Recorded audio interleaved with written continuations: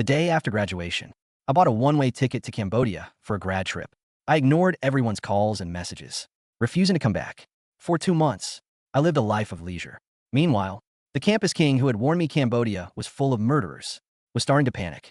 Because of my last life, he had used the promise of high-paying summer jobs to lure our entire class to his family's factory. He even promised that after the summer, we'd get management positions at his company right out of college. But 2 days into the job, a machine in his factory malfunctioned, tearing off both my arms and legs. By the time I reached the hospital, it was too late. When my parents confronted him, he showed no guilt at all. I told him not to touch the machinery. What can I do if he's clumsy and stupid? My childhood friend Nina defended him. The whole class is fine. He's the only one who ended up crippled. He was obviously just trying to scam them for money. What else could it be? The entire class split my massive insurance payout and helped the campus king lie to the police. My own parents believed I was a con artist who would shame them. They abandoned my body in the morgue. They even gave our family's inheritance to the campus king as compensation for his emotional distress. When I opened my eyes again, I was back on the day. He offered us all those high-paying summer jobs at his factory. Doesn't everyone want to repay their parents for putting them through school? I talked to my family and got everyone in our class a job at my factory.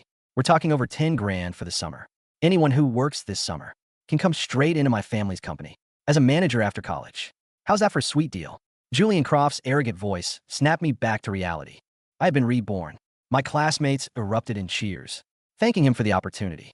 But I could still feel the phantom pain of being electrocuted, my limbs being ground into paste. I grabbed my backpack and headed for the door, but Julian's hand shot out and grabbed my arm. "Owen, where are you going?" "The whole class has agreed to work at my factory. You're the only one who hasn't said yes." I tried to pull my arm away. "I'm not going," I said coldly. "I have other plans." My childhood friend Nina Hayes stood beside him with her arms crossed, scowling at me. "Do you have any heart? Your parents worked their asses off for 12 years to get you through school, and you're not going to jump at the chance to pay them back?" My fist clenched. I borrowed some money online before the finals. I have to go to Cambodia this summer to pay it back. I've already signed an agreement. They're sending someone to get me. Julian narrowed his eyes, studying me. "Cambodia? That place is a shithole full of killers. You're asking for a death sentence going there." His fake concern sent a chill down my spine. "Whatever's in Cambodia, it's better than you secretly setting up a machine to kill me for my insurance money." I pretended to look regretful and threw my hands up, but I already made a deal. If I don't go, their boss will come looking for me personally. It'll be trouble for everyone. When my classmates heard people from Cambodia might show up, they immediately turned on me. He doesn't appreciate a good thing when he sees it. "Forget him, Julian. Let's just go without him." But Julian wouldn't let it go. "I already put in the request. My dad will only hire us if the entire class goes. Can't be short even one person." He glared at me. "Are you really going to make the entire class miss out on this opportunity because of you?" The same classmates who were just trying to get rid of me now shot daggers at me with their eyes. Nina started yelling at me. "What people from Cambodia? If they come for anyone, it'll be you. Just go to the factory and make up the numbers. Don't screw over the entire class because of your own stupid problems." The others echoed her anger, looking like they wanted to tear me apart. "Julian worked hard to get us this chance. If you don't go, we'll all report you for bullying, and you'll get kicked out of college before you even start." "Exactly. We're counting on getting management jobs at his family's company. If you ruin our future, we'll fucking kill you." They closed in on me like a pack of wolves, their faces twisted with rage. It felt like they would skin me alive if I didn't agree. Julian smirked, his voice dripping with pressure. "Owen, this isn't just about you anymore. You're jeopardizing the interests of the entire class. You want everyone to hate you for the rest of your life." I clenched my fist so hard, my knuckles turned white. Finally, I nodded, deciding to buy myself some time. "Fine, I'll go with you. I'll work at the factory." First thing I did when I got home was book a flight to Cambodia. I knew Julian Croft was after my insurance money. There was no way in hell I was stepping foot in that factory again. As long as I could get out of the country, I could avoid the fate of my previous life. But on the day I was supposed to leave for the airport, my entire class was waiting outside my house. Nina dragged me out with a cheerful smile and said to my parents, "Mr. and Mrs. Blackwood, we're all going to work at the craft factory this summer. Owen won't be home for 2 months." My parents had known and trusted Nina since we were kids. Seeing the large group of students, they didn't suspect a thing and agreed immediately. Julian pretended to be polite as he hauled me onto a large bus, waving to my parents and telling them not to worry. Nina, afraid I'd escape, wrapped my seatbelt around me several times. "Don't worry, Owen. The craft factory is in a really remote area. Even if those guys from Cambodia come looking, they'll never find you. After you work for 2 months, you can pay off your debt. You should get on your knees and thank Julian. He's your personal cash cow." Julian waved his hand, a strange glint in his eye. No, no, he's our cash cow. We're all counting on him for our paychecks. The other students burst out laughing, thinking he was just making fun of me. Only I knew he was telling the goddamn truth. The bus was about to get on the highway. If I didn't get off now, I'd be trapped. Once we reached the factory, I forced myself to stay calm. Tell the driver to pull over. I shouted, I need to use the bathroom. Julian glared at me, annoyed. Hold it. We're almost there. It's your family's factory. What's a few minutes? Are you telling me they run such a tight ship that we can't even take a piss break? What are we, your slaves? I gritted my teeth. My words struck a chord with the other students, and they started to agree. Forced into a corner, Julian told the driver to stop at a gas station. Fine, you can go, but everyone gives me their phones first, just to make sure nobody tries to sneak off. It's about mutual trust, right? I stared at him, my jaw clenched. This was all aimed at me. Nina was the first to hand over her phone. Then she scowled at me. Hurry up and give it to him. You're always causing trouble. The other students watched me like hawks. Come on, hand it over. We all did. Julian's just making sure we all stick together. We were on the outskirts of the city, not too far from the airport. If I could just get off this bus, I could run there and still make my flight. Reluctantly, I took out my phone and tossed it to him. Getting ready to bolt, suddenly, Julian shouted, grab him. Nina and the others instantly grabbed my collar. He slammed my phone against my forehead hard. I knew he was up to something. He bought a ticket to Cambodia for 2 p.m. this afternoon. He was planning to run. He sneered. My classmates saw the flight confirmation text on my phone screen. They dragged me back to my seat and held me down. Owen, if you make us lose this opportunity, we'll make you regret it. You better behave, or we'll tie you up and drag you there ourselves. Nina pulled a rope from somewhere and tied me tightly to the seat. I knew you were trouble. Don't even think about running. Julian already promised his dad. The whole class would be there for the interview. Not one person missing. I struggled, but the ropes didn't budge. Watching Nina and Julian walk away looking like they just won a prize, my heart turned to ice. With a word from Julian, the driver started the engine again. As the bus sped away from the city, my heart sank into a black abyss. We arrived at the factory. My classmates got off the bus with their luggage, their faces beaming. Some were already planning how to spend their wages. Others were dreaming of becoming managers at the craft company. After college, grinning from ear to ear, only I stared at the dilapidated, eerie factory, my whole body trembling. I had to escape today. If I didn't tomorrow, I would die here, just like in my last life. Julian dragged me by the rope. Couldn't break free, so I tried to warn the others subtly. Why do these machines look so old and busted? Julian, you sure they won't eat someone? My classmates paused. Nina immediately jumped to Julian's defense. Don't be so dramatic. Julian's family is the richest in secret. The machines might look old, but they're probably state-of-the-art. The others chimed in, their eyes full of admiration. Yeah, think the crops would use anything but the best. He's a rich kid. What would a poor bastard like? You know, Julian is giving you a chance by letting you work here. Say one more bad thing about him, and the whole class will ice you out. Julian, who had looked a little nervous at my question, now grinned smugly at everyone's support.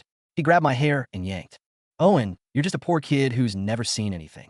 I'll forgive you this time, but for insulting my family, you're gonna have to get on your knees and lick my shoes clean.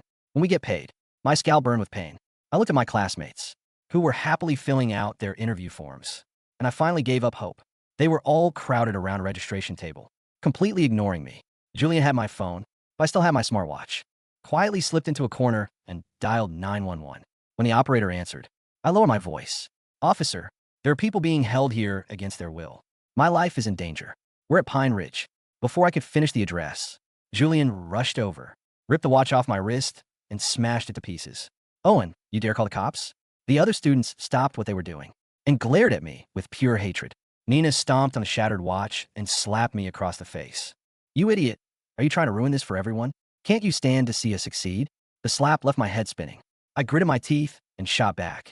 If there's nothing wrong with this factory, why are you so afraid of me calling the police? Are you hiding some dirty secret that you don't want them to find out? Nina's eyes darted away, and my heart plummeted into a bottomless pit. She was in on it with Julian. She knew they brought me here to be mangled by a machine, so they could all cash in on my insurance money. But Julian didn't flinch. My family owns half this city. You think we can't handle a little trouble? I was just worried the police would waste everyone's work time. If we lose a single cent, are you going to pay for it? Besides, we signed a contract. We have to work the full 2 months to get the internship at my company. My classmates, furious, started pushing and shoving me. You're just trying to stir up shit. You want to ruin everything for us. I fell to the ground, my head slamming against the machine with a sickening crack. Julian planted his foot on my head, his voice filled with righteous fury. We can't let him destroy our future. I say we make him sign a contract. If he leaves the factory, he has to pay each of us $50,000. That'll keep him in line. My eyes widened in horror. That's illegal. A contract like that would never hold up in court. Julian's smile was chilling as he approached with a handwritten note. Once you sign it and put your thumbprint on it, it's binding. Owen, why wouldn't you sign unless you have something to hide? Nina and the others grabbed my arms, forcing my hand toward the paper. Julian is just asking for a promise. As long as you don't leave, nothing will happen. Just sign it. He's looking out for all of us. Owen, our patience is running out. As my thumb got closer to the ink pad, in a moment of sheer desperation, I threw myself toward a bottle of acid sitting in the corner. My hands knocked it over, and the corrosive liquid splashed all over them. The acid instantly seared away my fingerprints. Gasping for breath, I held up my hands, my voice trembling. I don't have any fingerprints, and I'm not signing shit. Julian's eyes turned glacial. He ripped the note to shreds with a cold, terrifying smile. I was trying to be nice. Just a simple signature to keep everyone happy. But now I guess I have to use more extreme measures. He pulled a syringe from his bag and advanced on me, each step radiating menace. This is a special formula my family developed. It's for people who don't listen. One shot of this, and you'll be a drooling idiot for life. Only capable of repeating one simple action over and over again. My teeth chattered as I struggled wildly. But Nina and the others held my arms tight, preventing me from fighting back. Just as the cold needle touched my skin, the sound of police sirens blared from outside. The wail of the sirens sliced through the suffocating air of the factory, a jagged lifeline thrown into the abyss. Julian's hand froze. The needle, a millimeter from my vein, hovered as his smug expression shattered into a mask of pure panic. For a split second, no one breathed. The cops. Nina gasped, her grip on my left arm loosening. Ow! He didn't even finish the call. Shut up, Julian hissed. He yanked the syringe back, capping it with trembling, furious fingers and shoving it deep into his designer backpack. He turned to the heavy steel doors of the factory, then back to the mob of my classmates. Listen to me. Nobody panics. We're college students on a summer internship. That's it. You let me do the talking. If anyone asks, Owen had a mental breakdown. Got it. What about his hands? One of the guys stammered, staring in horror at my acid-burned palms, which were now bubbling and weeping clear fluid. The pain was blinding, a white-hot agony radiating up my arms, but it was keeping me fiercely, desperately lucid. He did it to himself, Nina barked, her survival instinct overriding whatever twisted conscience she had left. He knocked over the acid because he's crazy. He's trying to frame Julian. The heavy steel door rattled, then groaned open. Flashlights cut through the dim, dusty interior of the factory. Two police officers stepped inside, hands resting cautiously on their holsters. Dispatch got a 911 drop call. The older officer drawled, his eyes sweeping over the dilapidated machinery before landing on our group. Said something about a hostage situation. Anyone want to tell me what's going on here? I lunged forward, opening my mouth to scream, but 3 pairs of hands slammed into my back, driving my face into the dirt floor. Someone's knee dug viciously into my spine. Help! I managed to choke out through a mouthful of dust. Julian was already walking toward the officers, his hands raised in a placating, easygoing gesture. The rich kid charm oozed from him. Officers, thank God you're here. I'm Julian Croft. My father is Marcus Croft, owner of Croft Industries. The older cop's posture shifted immediately. The name carried weight in this city, the weight of campaign donations, police union funding, and raw power. Mr. Croft, what are you doing out here at the old Pine Ridge plant? We're here for a summer internship, Julian lied smoothly. It's a team-building exercise before we move to the main corporate office. But we've had a serious incident. Julian sighed, looking back at me with perfectly feigned tragedy.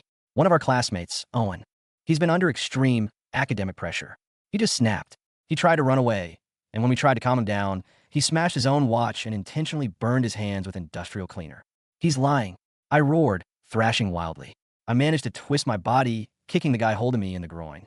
I scrambled to my knees, holding up my ruined, bleeding hands into the glare of the cops' flashlights. Look at me. They dragged me here against my will. They took my phone.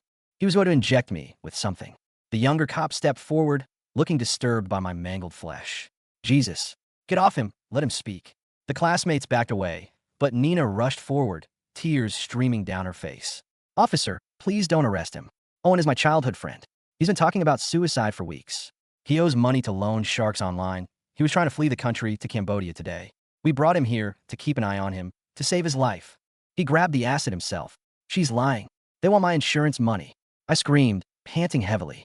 The older cop looked from my hysterical state to the calm, collected Julian, then to the weeping Nina and the 20 nodding, solemn-faced students backing up their story. In his eyes, the math was simple. One crazy kid rambling about insurance murder versus the son of a billionaire and 24 witnesses. Son, the older cop said to me, his tone patronizing, you're clearly in distress. Let the paramedics look at those hands. Search his bag, I yelled, pointing a bloody stump of a finger at Julian. He has a syringe. He was going to wipe my brain. Julian didn't even flinch. He slowly took off his backpack and handed it to the officer. Go ahead. I have nothing to hide. The officer unzipped it. He pulled out a laptop, a binder, some pens. No syringe. My heart stopped. While I was pinned to the floor, Julian had passed it to someone else in the crowd. Nothing here, the cop said, zipping it back up. He looked at Julian. Mr. Croft, I suggest you call an ambulance for his burns. If he's a danger to himself, he needs a psych hold. Of course, officer. My family's private medical team is already on the way, Julian said softly. I didn't want to tie up city resources. The older cop nodded, satisfied. Keep him restrained until they arrive. Have a good evening, Mr. Croft. Tell your father I said hello. Wait, you can't leave me here. They're going to kill me. I shrieked, lunging for the cops. But before I could reach them, Julian's thugs tackled me again. Take it easy, kid. Help is on the way, the younger cop murmured, looking slightly guilty but ultimately following his partner out the door. The heavy steel doors slammed shut. The lock clicked. The sirens faded into the distance. The silence that followed was deafening. Julian dropped the polite smile. His face contorted into a mask of pure, unadulterated malice. He turned to the crowd. Who has it? Nina stepped forward, trembling slightly, and pulled the capped syringe from her pocket. She handed it to him. Good girl, Julian whispered. He looked down at me, breathing heavily. You just had to make it difficult, didn't you, Owen? You could have just signed the paper. You could have just been a good little asset. I spat blood at his expensive shoes. Julian wiped his shoe on my jeans. He didn't look angry anymore. He looked like a businessman who had just decided to liquidate a faulty asset. He turned to the class. The cops are on our radar now, Julian announced, his voice echoing in the cavernous factory. We can't keep him around for 2 months. If he escapes, he ruins everything. He ruins your futures. He ruins the management jobs. He ruins the $50,000 bonus I promised each of you if this summer went smoothly. A murmur of greedy anxiety rippled through the students. So, Julian continued, walking toward the massive, rusted industrial grinder in the center of the room, the exact machine that had torn my limbs off in my past life. We accelerate the timeline. Tonight, Owen has a tragic industrial accident. He wanders into the dark, slips, and falls into the processor. My family handles the coroner. His parents get the insurance payout, which, as we discussed, they will graciously donate to us for our trauma. Everyone walks away rich. Tonight? One of the boys asked, swallowing hard. You mean we kill him? He's crazy anyway. Nina shouted, her voice shrill, desperately trying to convince herself. You heard him. He's delusional. He's a danger to us. If he gets out, he'll tell the cops we kidnapped him. We'll all go to prison. It's him or us. The mob mentality was a terrifying thing to witness. I watched, paralyzed by the pain in my hands and the horror in my chest, as 20 normal college students justified murder to save their own skin. Lock him in the supervisor's office, Julian ordered. Tie him to the radiator. We wait until 3 a.m. When he's exhausted, we toss him in. They drag me across the filthy floor. I kicked and fought, smearing blood from my hands everywhere, but I was overpowered. They threw me into a cramped, windowless office at the back of the factory. Nina took a heavy chain and wrapped it around my waist, securing it to a rusted iron radiator pipe. You're a monster, Nina, I rasped as she secured the padlock. She paused, refusing to look me in the eye. You should have just gone to Cambodia. Owen, she whispered. This is your own fault. She slammed the door. The deadbolt slid shut. I was alone in the dark. For 10 minutes, I let the pain wash over me. The acid burns on my hands throbbed with a sickening rhythm. But as the initial shock wore off, the memories of my past life flooded back. The phantom pain of my limbs being crushed by the grinder ignited a fire in my stomach that burned hotter than the acid. I was not going to die here again. I looked around the supervisor's office. In my previous life, before the accident, I had been assigned to clean this exact room. I knew every inch of it. I knew that the radiator pipe I was chained to had been rusted through at the floorboard for a decade. Ignoring the excruciating pain, I wrapped my bloody, skinless palms around the iron pipe. I braced my feet against the wall and pulled. Agony flared up my arms. I screamed through gritted teeth, tasting copper. The pipe groaned. I shifted my weight, using my legs instead of my ruined hands, leveraging my entire body against the rusted metal. With a harsh snap, the pipe broke at the base. I fell backward, panting, the heavy chain still wrapped around my waist, but trailing a broken 3-foot section of iron pipe. I was loose. I crept to the door and pressed my ear against the cheap wood. Outside, I could hear the faint sounds of a makeshift party. Julian had brought out booze to calm everyone's nerves. They were drinking, laughing nervously, trying to drown out the reality of what they were about to do. There was no way out through the door. But I knew this factory. I looked up. The ceiling tiles were rotting. Above them was the central ventilation shaft that ran directly to the factory floor's control room, the elevated booth that overlooked the grinder. Standing on the rickety desk, I used my forearms to push the ceiling tile aside. Climbing into the shaft with no functioning hands was a nightmare. I had to hook my elbows over the aluminum edges, dragging my dead weight up, scraping my chest raw. The duct was suffocatingly tight, smelling of dead rats and decades of dust. I crawled forward, the chain and broken pipe clanking softly against the metal. I had to move painfully slow to avoid making a sound. Down below, through the grates, I could see them. My classmates. The people I had shared notes with, eaten lunch with. They were passing around a bottle of whiskey. Julian sat on a crate, checking his diamond-studded watch. 2 more hours, Julian announced. Then we get paid. I kept crawling until I reached the grate above the control room. I kicked it out with my boots and dropped down into the booth. The control room was a glass-enclosed box elevated 20 feet above the factory floor. It housed the main breaker, the CCTV monitors, and the manual override for the heavy machinery. Julian thought he was so smart, but he was arrogant. He assumed the cameras were dead because the factory was abandoned. But in my last life, I learned that the Croft family kept the power and the internal servers running for tax write-off purposes. I booted up the ancient computer. To my relief, it were to life. I accessed the CCTV interface. 9 cameras covered the factory floor. I could see Julian and the mob perfectly in black and white. My burned hands couldn't type, but I could use my knuckles. I navigated to the system settings. The server was connected to the internet. I didn't have time to call the police again. They wouldn't believe me without proof. I needed the world to see this. Using my knuckles, I logged into my university email and set up a mass forward, attaching the IP address and live stream link of the factory security system. I sent it to every major news outlet in the city, the state police, the FBI tip line, and the university dean. Subject: live. Attempted murder by Julian Croft at Pine Ridge Factory. I hit send. The red light on the cameras blinked on. The world was watching. But a stream wasn't enough to save my life tonight. I needed to defend myself. I looked at the massive control panel for the industrial grinder below. I knew exactly how Julian had rigged it in my past life. He had bypassed the safety sensors so that it wouldn't stop if a foreign object, like a human body, fell in. I reached for the master power switch. Using my elbows, I threw the heavy lever. Ka-chunk. Every floodlight in the factory slammed on, bathing the floor in blinding, harsh white light. The sudden illumination startled the drunken students below. They cried out, shielding their eyes. Then I slammed my forearm down on the PA system's microphone button. "Hello, class." My voice boomed through the massive overhead speakers, echoing like the voice of a vengeful ghost. Down below, Julian whipped around, staring up at the control booth. Through the glass, he saw me standing there, the heavy iron pipe resting on my shoulder. "Owen," Nina shrieked, dropping her plastic cup. "How did he get out? You wanted an industrial accident, Julian?" I sneered into the mic. "Let's see how you handle one." Julian's face flushed with fury. "Get up there," he screamed at the frat guys in the group. "Break the door down. If he gets to a phone, we're all dead." 5 guys rushed the metal stairs leading to the control booth. I calmly hit another button on the console. The magnetic lock on the control room door engaged with a heavy thud. They hit the door, but it didn't budge. They began pounding on the reinforced glass. "You think a lock is going to stop me, you poor piece of shit?" Julian roared from below, grabbing a crowbar from a tool bench. He started marching up the stairs. "I'll kill you myself, Julian Croft." I spoke into the mic, making sure my voice was crystal clear for the live stream. "Why do you want to kill me? Is it because you rigged the machinery to murder students for their insurance policies?" Julian laughed, a manic, unhinged sound. He struck the glass with a crowbar. "It's spiderwebbed. Who are you talking to, Owen? There's no one here but us. Yeah, I want your insurance money. My dad's company is bleeding cash, and you worthless bottom feeders are worth more dead than alive. $500,000 ahead. You're just a first." The classmates below froze. Nina's eyes widened. "First?" one of the students echoed. "Julian, what do you mean the first?" Julian ignored them, swinging the crowbar again. Crack. A hole opened in the glass. "You think these idiots are getting management jobs? They're getting the same thing you are. Once you're dead, I'm tossing Nina in next." "Julian," Nina screamed, her voice cracking with terror. "You promised me." "I lied, you stupid bitch." Julian barked, reaching through the broken glass to unlock the door. He threw the door open, stepping into the booth, breathing heavily.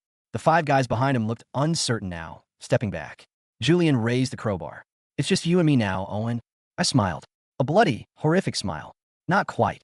I hit the final button on the console, the manual release for the factory's automated loading bay doors. A massive, grinding roar echoed through the building as the 30-foot steel bay doors at the front of the factory began to roll upward. Julian paused, looking over his shoulder. Headlights pierced the darkness outside. 3 black SUVs tore into the factory, tires screeching on the concrete, kicking up clouds of dust. The vehicles slammed to a halt, forming a barricade between the exit and the students. The doors of the SUVs flew open. A dozen heavily armed men piled out. They weren't cops. They wore dark leather, tactical vests, and carried modified assault rifles.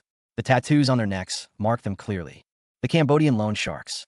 I hadn't lied about borrowing money online. I had borrowed $200,000 using the factory's address as my collateral location, intentionally defaulting on the payments to trigger a geolocation track on my phone before Julian smashed it. The leader of the group, a scar man with dead eyes, racked the slide of his rifle. The sound echoed like a thunderclap. "Which one of you little shits is Owen Blackwood?" the leader yelled, his voice rough as gravel. "He owes us a lot of money, and we're taking it out of his organs if he doesn't pay." The class erupted into pure hysteria. Students screamed, scattering like cockroaches, but the armed men fired a burst of warning shots into the ceiling. "Nobody moves," the leader roared. Up in the booth, Julian stared at the armed men in disbelief. "What the hell is this?" I stepped closer to him, ignoring the burning in my hands. "I told you, Julian. I had an agreement in Cambodia. Their boss came looking for me personally. I warned you it would be trouble for everyone." Julian's bravado shattered. He wasn't dealing with terrified college students anymore. He was dealing with professional killers.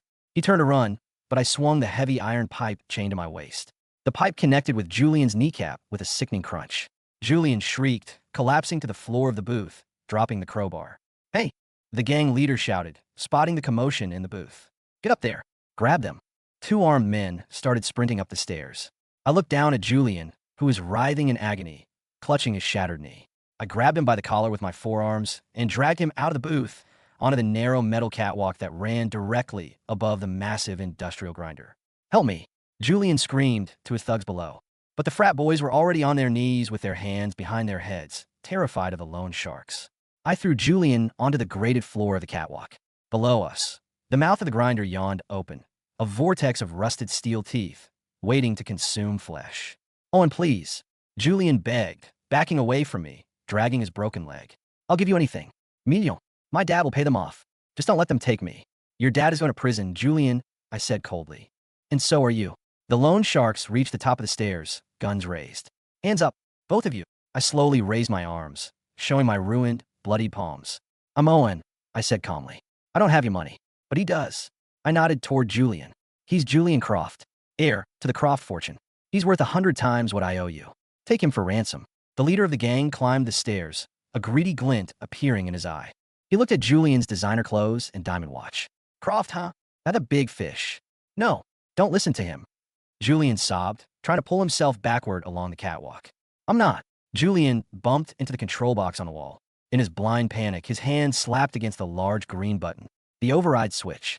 Beneath us, the industrial grinder roared to life. The steel teeth began to spin with terrifying speed, deafening the entire factory. The vibrations shook the rickety catwalk. "Grab him," the gang leader yelled over the noise, stepping toward Julian. Julian, driven mad by fear of the armed men and the agony of his knee, made a desperate, stupid decision. He tried to vault over the railing of the catwalk to land on a shipping container below, but his shattered knee gave out. He slipped. "No!" Julian screamed as his hands missed the railing. He plummeted backward, right into the open maw of the grinder. "Julian!" Nina shrieked from the floor below.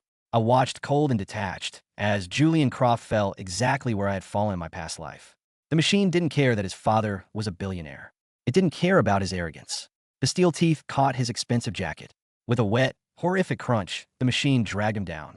Julian's screams were barely audible over the sound of snapping bone and tearing metal. It was over in seconds.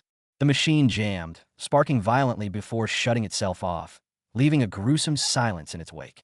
The loan sharks stared down at the machinery, disgusted and shocked. Before the gang leader could turn his gun back on me, a new sound pierced the night. Helicopters. The heavy thwip-thwip-thwip of rotor blades shook the corrugated roof. Through the open loading bay doors, red and blue lights flooded the perimeter. Not local cops.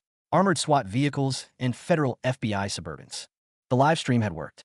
"Feds," one of the loan sharks yelled. "We gotta go." The gang abandoned me, scrambling down the stairs and rushing for their SUVs. But it was too late. Dozens of heavily armed SWAT officers poured into the factory, laser sights cutting through the dust. FBI, drop your weapons. Get on the ground. The loan sharks threw down their rifles. The classmates, weeping and traumatized, lay flat on the floor. Nina was curled into a ball near the base of the grinder, screaming hysterically, covered in the mist of what was left of Julian. An FBI agent in tactical gear climbed the stairs to the catwalk. He lowered his rifle when he saw my state, the bloody clothes, the destroyed hands, the chain around my waist. "Are you Owen Blackwood?" the agent asked, his voice tight with adrenaline. I nodded slowly, exhausted beyond measure. "We saw the stream," the agent said, stepping forward to support my weight. "We have Croft's confession on tape. We have units at Marcus Croft's estate right now. It's over, son. You're safe."